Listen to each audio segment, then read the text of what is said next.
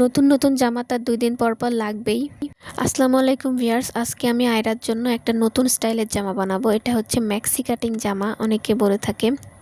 এই জামাটা বানানো অনেক বেশি ইজি হয়, কারণ এর জন্য আলাদা করে কোনো কাট-মাট করা লাগে না। শুধু গলা কেটে নিলেই হয়ে যায়, আর নিচের অংশটা এভাবেই থাকে, প্লেন রাখতে হয় ৪ কোণা আরকি।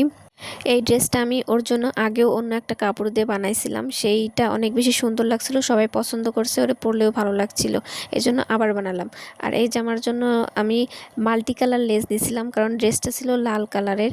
আর লাল কালারের কাপড়ের ওপরে মাল্টি কালার লেস অনেক বেশি সুন্দর লাগে। আর যে কোনো কালারের সাথে আসলে মাল্টি কালার লেসটা অনেক বেশি যায়। যখন কোনো ম্যাচিং করা যায় না, তখন এই মাল্টি কালার দিয়ে খুব সহজেই যে কোনো কালারের সাথে ম্যাচিং হয়ে যায়।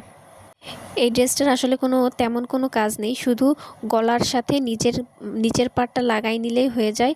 এবার ড্রেস শেষ হওয়ার আগেই ওর মেশিনের ওপর উঠে লাফালাফি শুরু হয়ে গেছে, তাই ওর নিচের পার্টের লেস লাগানোর আগেই একবার পরাই দেখলাম কেমন লাগতেছে। অনেক বেশি সুন্দর লাগতেছে লাল জামায় পরে। এবার সে নাচানাচি শুরু করে দিয়েছে ড্রেসটা পরে। ড্রেসটা কেমন হয়েছে সবাই জানাবেন। আল্লাহ হাফেজ।